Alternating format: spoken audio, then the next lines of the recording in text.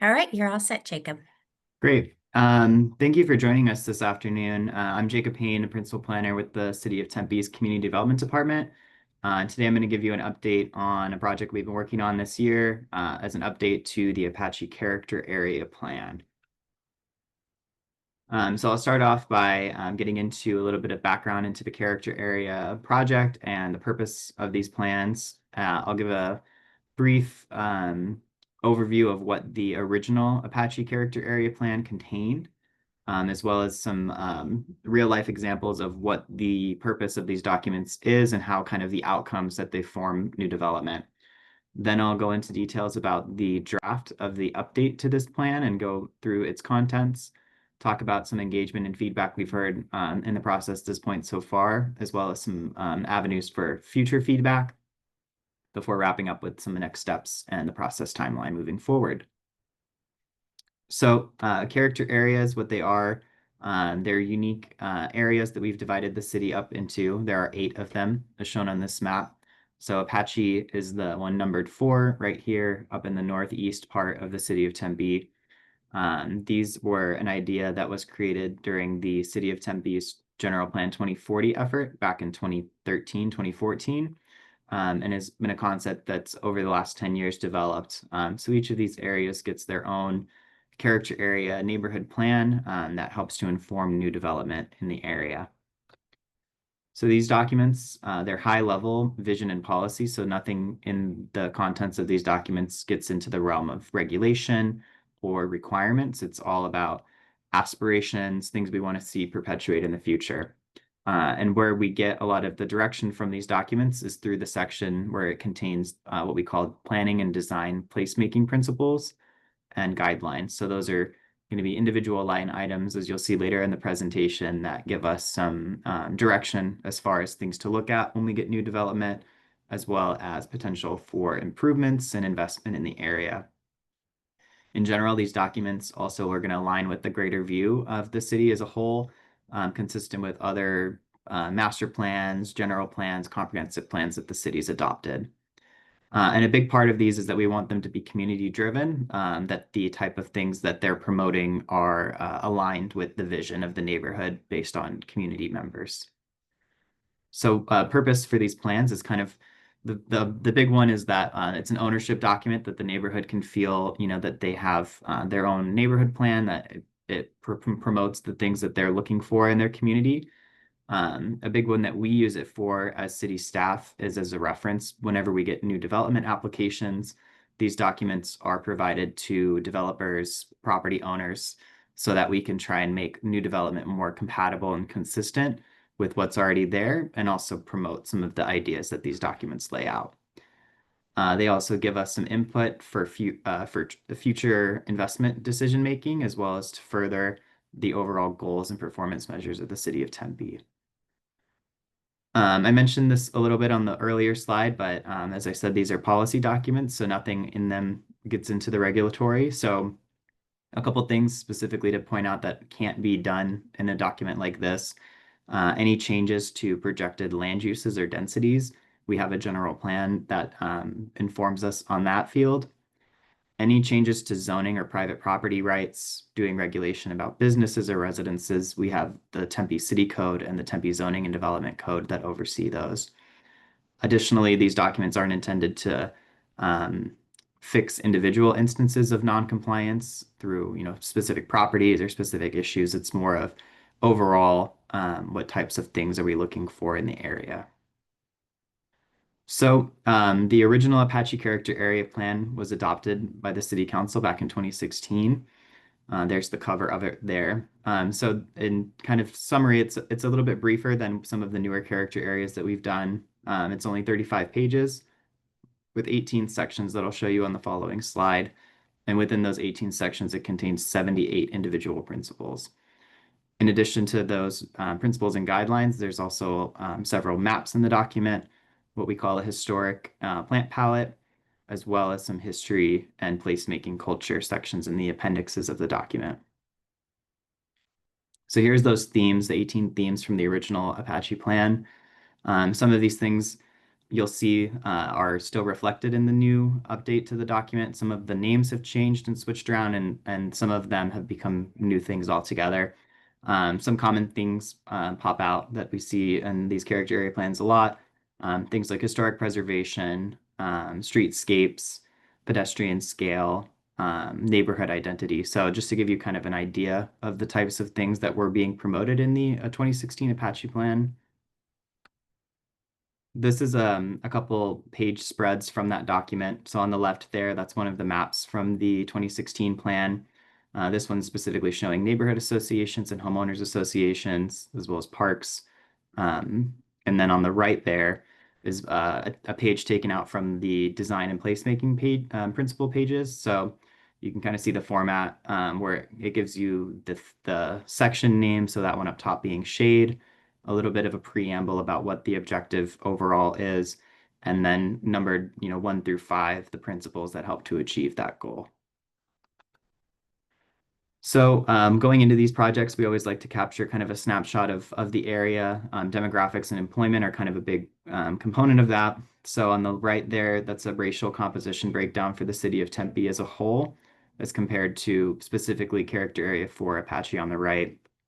So the main takeaway being that the Apache area is a little bit more diverse as far as race goes than the city is as a whole.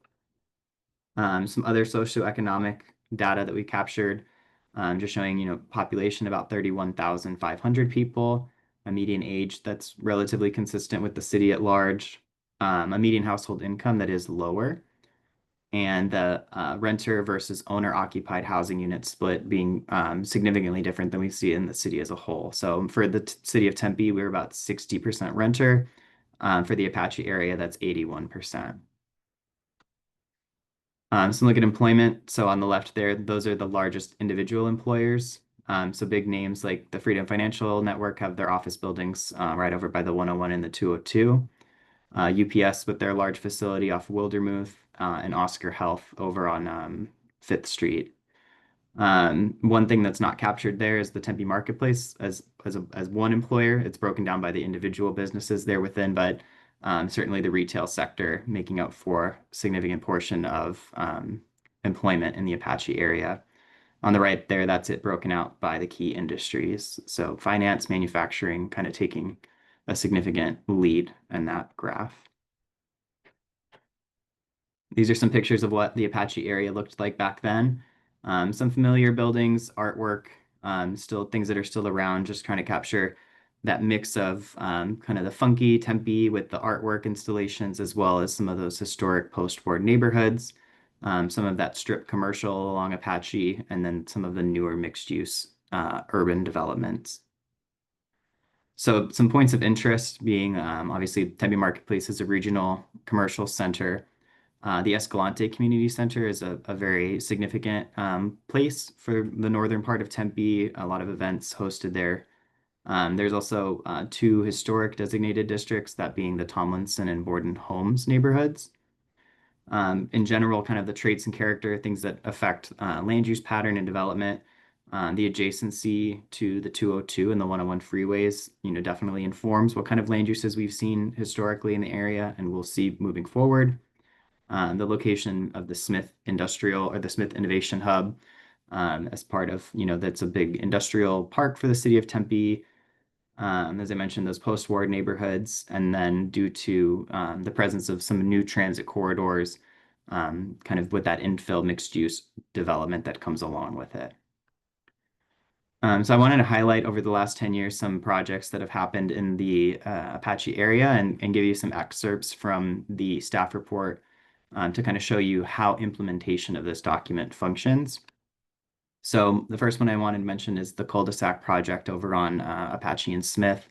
So what you see there on the right, these are direct pieces of the staff report from when this project was going through public hearing as ways to show in what aspects is this project promoting the principles laid out in the character area plan. So one I wanted to highlight specifically for cul-de-sac that this project did particularly well is the idea of pocket parks and parklets. So, having that paseo run down the middle of the project with those spaces, open spaces that are public, activity centers. This project really exemplifies that particular element of the character area plan. The Rio East, this is over on Rio Salado, close to the 101. It's kind of a mixed use horizontal project. There's some apartments, some commercial components as well. The one element from the report that I wanted to point out with this one is the idea of the streetscape. So along Rio Salado, there's a transit easement for future streetcar expansion. So the developer of this project actually provided 2 rows of trees so that in the future, if that easement needs to be exacted for new transit facilities, that there's still mature trees outside of that area. So that kind of, forward thinking, making sure that we're having ample shade on the streets, mature trees, something that the Apache area is promoting. The last example, the Rio Freedom offices, this one being right up against the Salt River. So I wanted to point out the mobility component of this project. So being right along the Salt River, there's the multi-use trail that runs along the entire south bank of the river. This project provided some access from their site down there. So having those connections and promoting movement through that is something that was being supported by the character area plan. And there's tons of other projects that have happened in the last 10 years in the Apache area. Just wanted to kind of give a non-exhaustive list of some of those other things, just so you can kind of get a feel for how much has changed in the last 10 years and why it might be time for us to kind of revisit this and make sure if it's working how we want it to. And if there's things that maybe we have come up in the last 10 years that we want to start asking as part of new development. So with that, we kicked off this update project back in May. So there was 2 public meetings that we held then. We also met with the Citizens for a Vibrant Apache Corridor to kind of bounce ideas and get some feedback on things that they look for when they speak with developers. We brought this update to the Neighborhood Advisory Commission and hosted a business mixer for employers within the Apache area. We also pop up at tabling events here and there to try and capture some audience of people, connected to the area that might not show up to public meetings, but are wanting to talk to us and have some really great ideas. So we did these pop-ups at Escalante Park, at the cul-de-sac, at Thew Elementary, and at Alegre Park.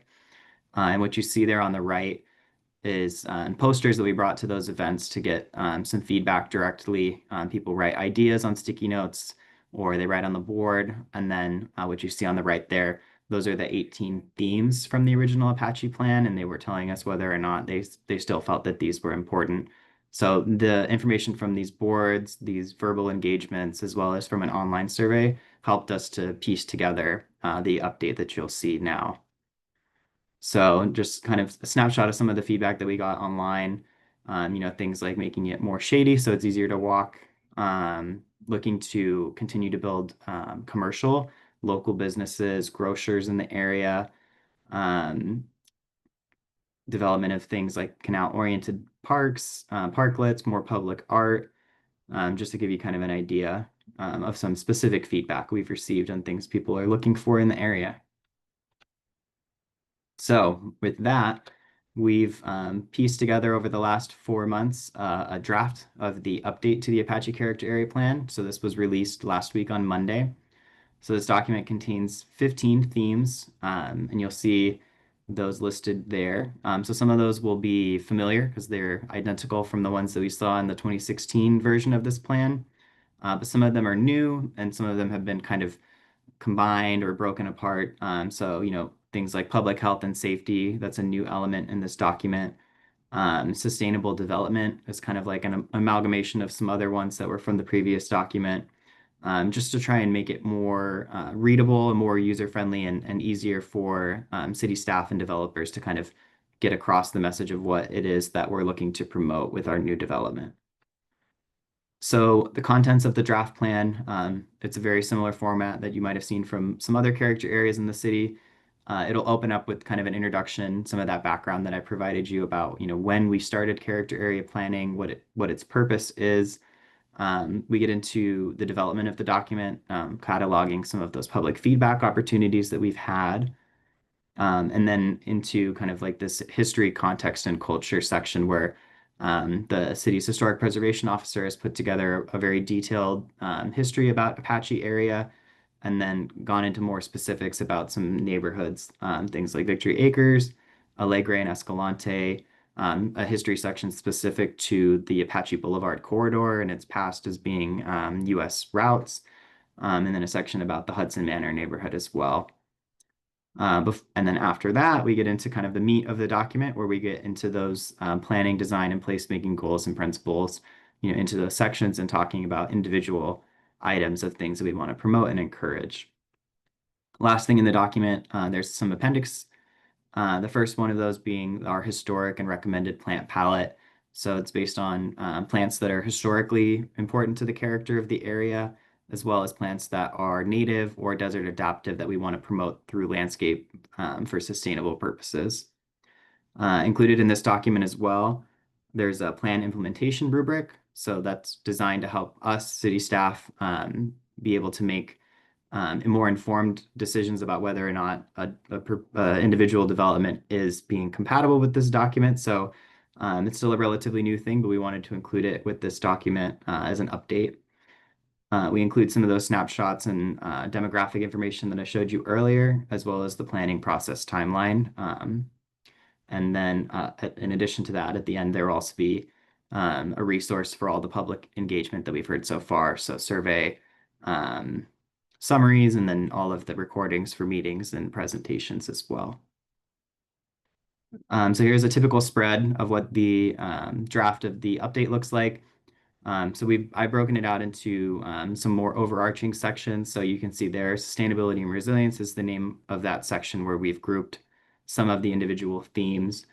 It'll start out with kind of a pre-log about what, the importance of it is, talk about what other plans that the city has already adopted to kind of further those goals before getting into individual themes. So you'll see there, theme number 8, shade begins at that page. It opens up with that preamble, setting out the objectives and goals generally before getting into those individual principles and guidelines that are, line items of actionable things that we can encourage through new development.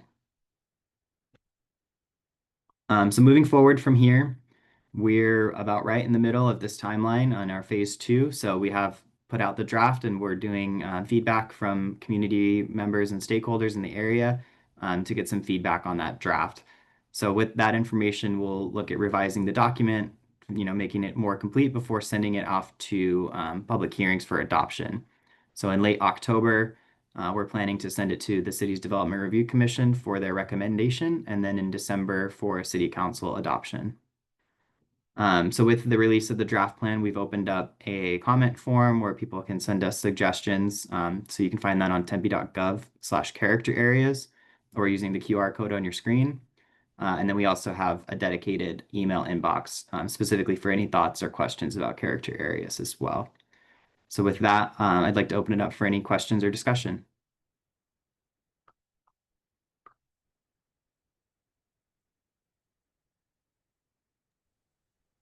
Hi, David, if you want to go ahead and unmute to ask your question.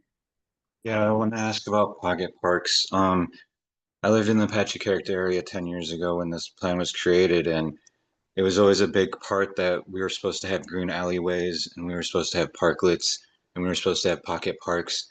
And that was really important because that's how we were supposed to create green space and open space and reduce urban heat, even as the population grows.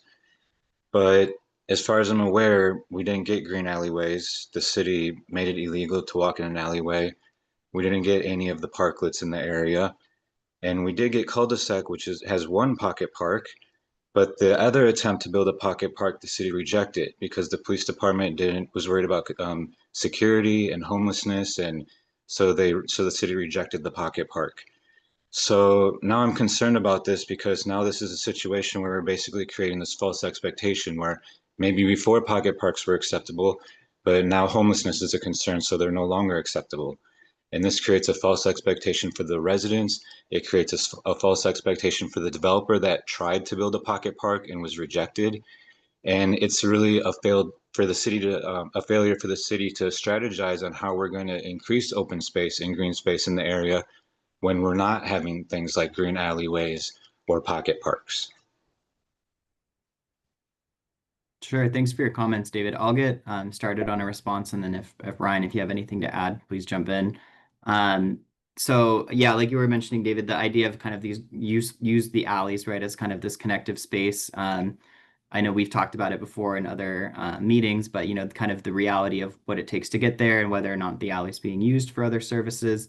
It's increasingly a very complicated topic. It's not something that, you know, 100% is out of the picture, but it's something that, you know, at this level of a document, it's kind of something we've moved to the side a bit and try to refocus. Pocket parks and parklets on private property is something that's a little bit more tangible and a little bit more negotiable for us to do when we get new development. And so that's kind of where we want to hone in our focus on getting additional green space in the city of Tempe. I'm not familiar with the example that you're talking about where there was a proposal for a pocket park in a development that, you know, it sounds like might have been problematic for another one or another reason, but you know, encouraging those spaces on private development is the angle that this document's taking now, just because it is the more fruitful way that we've seen previously. Like you mentioned in cul-de-sac, they were able to do it. It's the more I guess appropriate avenue for us to take in a document like this is we use it for the reference for private development, and getting green space in private development is something that we can actually affect through the document. Yeah, so like with the example I was talking about, my understanding is that there was a project for townhomes on the southwest corner of Apache and McClintock, and the developer wanted to have townhomes. It's like a storage unit place right now. I'm sure you probably don't like know right off the top of your head, but it was supposed to have a pocket park there, and the police department said no because of security concerns. So it's like that's kind of like my question is it's like, well, why is that? Like, why did they deny that? And what would be different about any other development project that has a pocket park? To me, that doesn't make sense. If the city, it's like we only get two pocket parks and the city rejected one. I think I recall what project that was, is the site that didn't have had requests to reduce their mixed use commercial component to the site. And I think we had the CVAC representatives recommend introducing a pocket park into the project site area. Is that the one, David? I think so. I think that's correct. Okay. Yeah. And I know there was PD police concerns, obviously, about security. But that one was still introduced, and they are introducing a pocket park, but it's not necessarily a pocket park that is open and available to the public. It's a what would you call maybe a prioritized open space area for the residents within that development. So pocket parks can be open or accessible, but also pocket parks can be privatized as well too. It's just an area to find an opportunity to have natural landscape environment in an open space area that's not within a building. So open space, but not public space. So there's a difference, right? Right. Yeah, it could be a combination of there too. One, sometimes it can be accessible, sometimes not though. But we got to understand that there we got a private development that is opening up their property, and they certainly also have concerns about liability and whether or not, you know, who's utilizing that space and what the intended use is for, based on the type of land use being proposed. In this consideration, the townhomes were intended for the residents and their guests at the location. So we are looking at balancing both security Yeah. measures as well as the ability to have and enjoy an open space area on the property. Yeah, I have other questions, but I just think this is something that city staff should definitely talk about and understand exactly what our strategy is going to be because as the population increases, we were supposed to have open public spaces for people in the area. So if that's not going to be the case, then we're going to need to change the plan and have other strategies. But the other thing I wanted to ask about was the transition and step backs because this is another thing that the city has applied this double standard where if it's a market rate project, they're allowed to build 5 to 7 stories next to single story structures and single family homes. But then when it's time to build an affordable housing project, there has to be step downs and step backs and all these other requirements. So again, I'm trying to understand what exactly is the city trying to do here? Are we going to apply this standard equally to all projects? Sure. Great question, David. So, one of the themes in this document that's a little bit more unique to a neighborhood like Apache is the transition theme that you were talking about. So this is something that we in planning have been thinking about for a while. And what you see a lot when you talk about, market rate development and not doing the building step down as they near the single family property.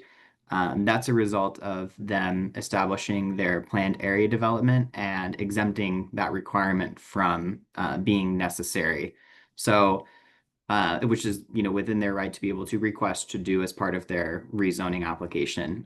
The very first principle that you'll see in the transition theme is that we want to promote that even when developers want to go the route of doing this planned area development, that they, voluntarily keep those provisions of the step backs in, so that we're still being conscious of those transitions from the, the arterial cores where we might see mixed use development step down towards a single family neighborhood. So, um, in a document like this, we can't change our regulations that require them to do that. They could still opt out, but putting it in writing in the character area saying that we'd like to see you do that, gives us a little bit more of push, right? To say that this is something that we're starting to want you to do, even if you don't have to do it, just because it makes for better design, more conscious design that's, more it better reflects kind of the objectives of what we're trying to get when we have mixed use development, 5 or 6 stories, as you go further back towards single story, single family neighborhoods.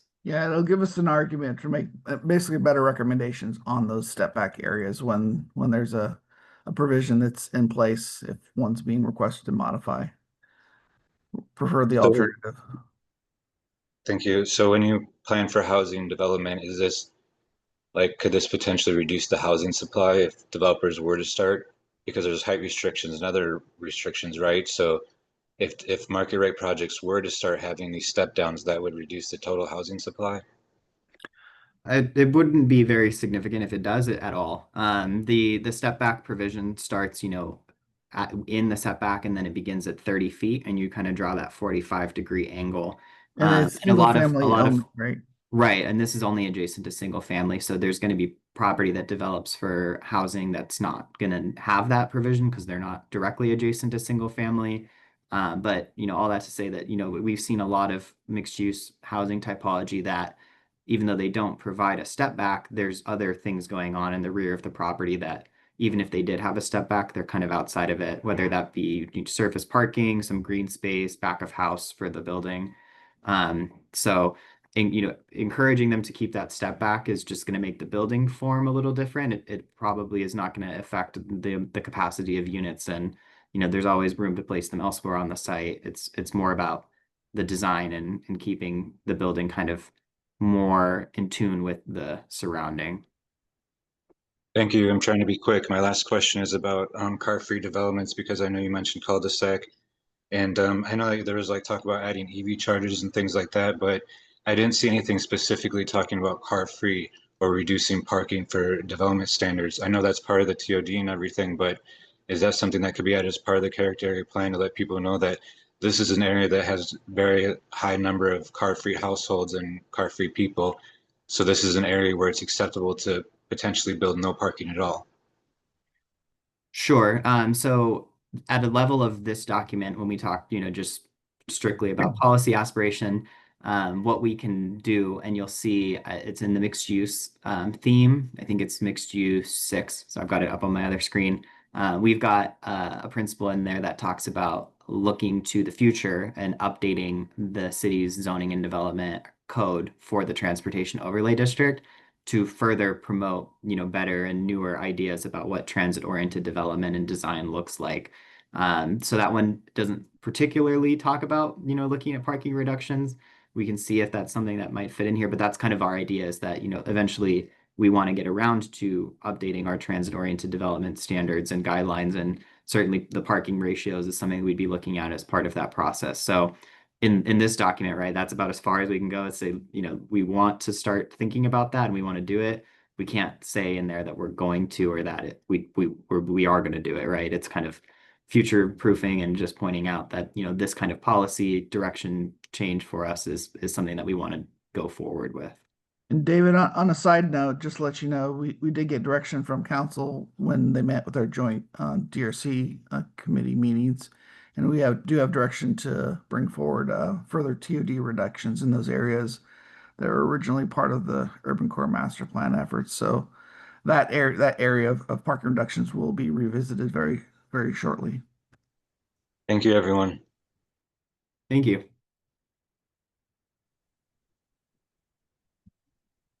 Were there any other questions?